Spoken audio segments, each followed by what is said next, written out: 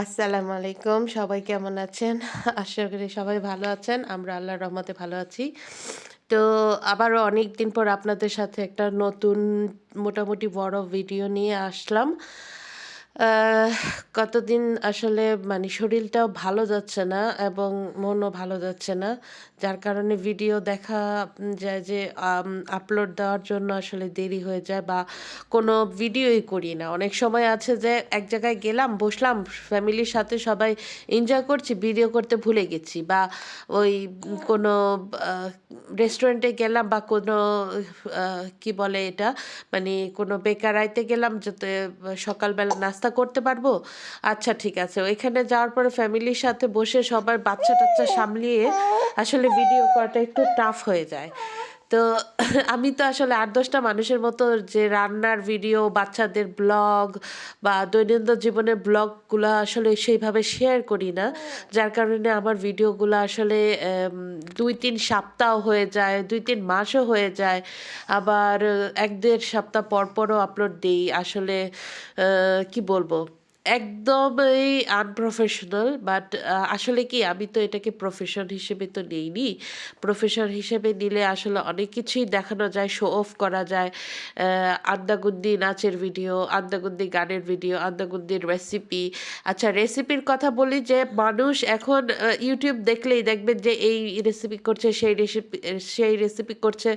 প্রত্যেকদিন সেই ডিম, মাংস তারপর দেখা গেছে মুরগির মাংস এগুলা, গরুর মাংস, ডিম, দুধ এগুলা দিয়েই কোনো কিছু একটা হাবিজাবি দিয়ে একটা ভিডিও আপলোড দিয়ে দিল। কারণ তারাও আসলে হেল্পলেস। কারণ প্রত্যেকদিন বেসিকে ভিডিও দিতে গেলে কিছু তো একটা সাবজেক্ট লাগে। তো আমি আসলে সেইভাবে অ ভিডিও দিতে চাই না। সেই কারণে আসলে আ আমার ওরকমভাবে দেওয়া হয় না। তো এটা ছিল বাচ্চার দুধ খাওয়ানোর জন্য বা খাবার ফিড করানোর জন্য একটা রুম। আমরা সেদিন একটু মার্কেটে ঘুরতে গিয়েছিলাম। সেদিনের পুরা যে আমাদের অ্যাক্টিভিটি সেটাও সেভাবে আমি ভিডিও করিনি। এটা হচ্ছে গেম জোন। বাচ্চারা এখানে গেম খেলে। এখানে আ টোকেন নেওয়া যায়। মানে পয়সা দিবেন, পয়সা দিলে আপনাকে টোকেন দেবে ওই অনুযায়ী।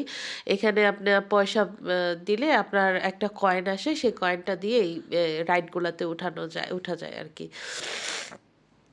তো আসলে আমি ওদিনের পুরো ভিডিওটাই আমার আসলে করা হয়নি। সেই দিনের খাওয়া-দাওয়া, বাচ্চাদের খাওয়া-দাওয়া তো আসলে সবসময় দেখাতেও আসলে আ মনে চায় না। কারণ হয়তোবা আপনারাও বোর হয়ে যাবেন যে কি দেখাচ্ছে না দেখাচ্ছে। জানি না আপনারা বলতে পারেন কমেন্ট করে যে আসলে কি দেখতে চান, কি ধরনের ভিডিও দেখতে চান। তো যাই হোক আপনার এখানে সে গেম খেলছে তো আমাকে বলছে যে, "আমাকে গেম দাও। আমি গেম খেলবো।" আমি বলছি, "আচ্ছা ঠিক আছে খেলো।" তো সবসময় তো আর আসা হয় না, সবসময় এভাবে দেওয়া হয় না। তো মাঝে সাঝে দেই। তো কিছু গেম আছে যেগুলাতে 2 কয়েন লাগে, কিছুতে আছে 3 বা 1 কয়েন লাগে। তো ওই হিসেব করে আসলে এখানের গেম জোন গুলা করা হয়েছে। মানে একটু আ এ চুজি আরকি। তো যাই হোক আপনার ও গেম খেলছে তো সেই মুহূর্তে আমি একটু বাচ্চাকে নিয়ে অন্য রাইডের মধ্যে বসানোর চেষ্টা করছিলাম। কিন্তু আসলে এত ছোট বাচ্চার জন্য আসলে রাইড গুলা না। বড় বাচ্চার সাথে থাকতে হয়। তো আমি আমার বড় মেয়েটাকে বললাম যে, "তুমি ওকে নিয়ে কোন একটা রাইডে বসো।"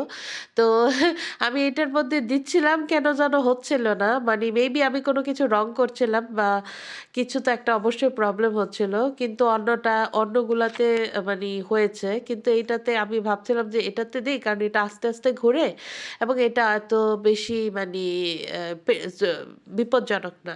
তো যাই হোক এটা কেন যেন হলো না। তো আমি বললাম যে, "ঠিক আছে চেঞ্জ করে অন্যটায় বসো।" তো আজকে কেন যেন মানুষ ছিল না। নরমালি শনি, রবিবার প্রচুর মানুষ থাকে, প্রচুর মানুষের আনাগোনা থাকে। কিন্তু আসলে কি জানেন? পুরা বিশ্বের মানুষ এখন আসলে আম কি বলে? প্রচুর পরিমাণে আ জিনিসপত্রের দাম বেড়ে যাওয়ায় এখন মানে তারা আসলে ঘর থেকে বের হতেও সাহস পায় না। মানে এত ধরনের জিনিসপত্রের দাম বেড়ে হাই হয়ে গেছে যে তারা যে একটু এনজয় করবে, বাসা থেকে বের হওয়া মানেই আপনার পয়সা আ মানি ঢালা শুরু।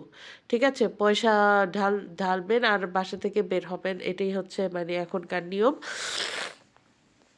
তো যাই হোক আসলে কিছু সময় মানে আমি দেখি যে কিছু মুখোশধারী মানুষ তারা কিনা আপনার মনে করেন কি বলবো আসলে আপনার সামনেই থাকে, আপনার ঘরের মধ্যেই থাকে কিন্তু বোঝা যায় না।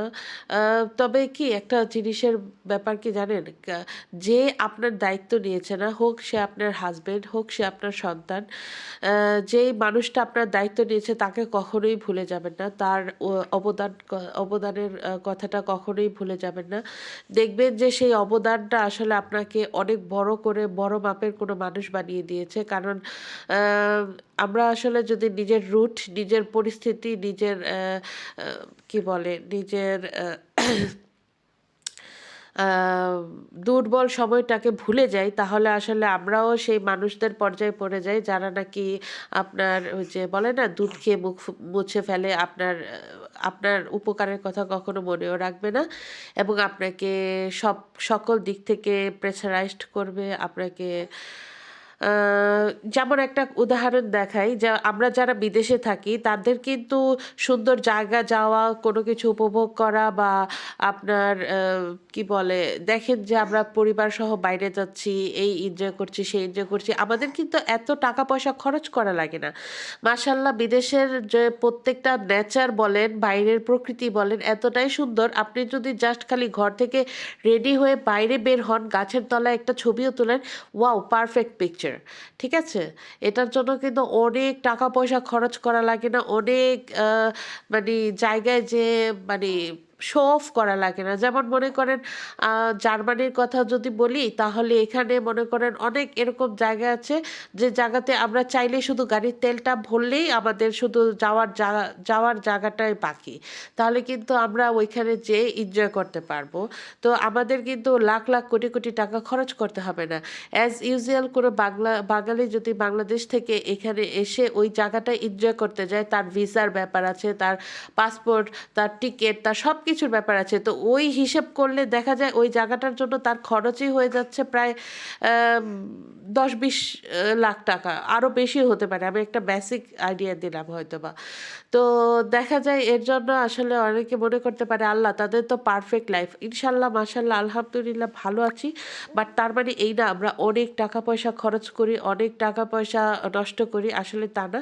ব্যাপারটা হচ্ছে সেরকম যে আমরা যেখানে আছি সেখানে আল্লাহ প্রদত্ত প্রকৃতির নেচার প্রদত্ত সৌন্দর্য সেখানে আমাদের অনেক টাকা পয়সা খরচ করে আসলে সেই সৌন্দর্যগুলো দেখতে উপভোগ করতে আ মানে অনেক টাকা পয়সা খরচ করতে হয় না। তো এইটা ছিল আমাদের একটা এলাকার মেলা। আমাদের এই মেলার ভিডিও আমি করতে ভুলে গেছি। কালকে আমি কিন্তু এই যে ঘরগুলা দেখছেন, এই ঘরগুলা ১ সপ্তাহ আগে থেকে তৈরি হয়েছে। শুধুমাত্র কালকের জন্য। কালকে শুধু ১১টা থেকে বিকেল ৬টা অবধি মনে হয় মেলা ছিল। তা আমি ৫টা ৩০ এর মধ্যে আমি ওইখানে যাই। আমার বাসা থেকে কিন্তু সামনেই। এই যে বাচ্চাকে স্কুলে দিয়ে আপনারা দেখেন। তো আমি আসলে দেরি করে যাওয়াতে আমি সবকিছু বন্ধ মানে একদম ক্লোজ হয়ে গিয়েছিল। তো আমি আজকে সকালবেলা এগুলা উঠিয়ে ফেলার জন্য আসছিল। তো আমি একটু ভিডিও করে রাখলাম।